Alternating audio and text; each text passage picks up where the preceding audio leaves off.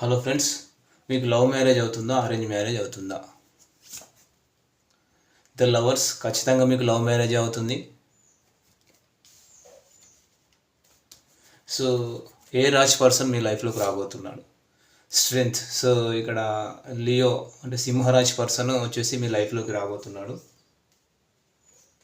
So ఇతను మీ విషయంలో కేరింగ్గా ఉంటాడా లేదా, అంటే మిమ్మల్ని బాగా చూసుకుంటాడా లేదా? Oh my God, hanged man. So అన్నీ కూడా ఇతని కంట్రోల్లో ఉండాలనుకుంటాడు. సో ఇతను ఎప్పుడు అటెన్షన్ ఇస్తే అప్పుడే అన్నమాట. సో తిను కాంప్రమైజ్ కాడు, ఈయన ఎలా చెప్తే అలా వినాలన్నమాట. సో ఖచ్చితంగా మీ ఇద్దరి మధ్య ఆర్గ్యుమెంట్ అనేది వస్తుంది.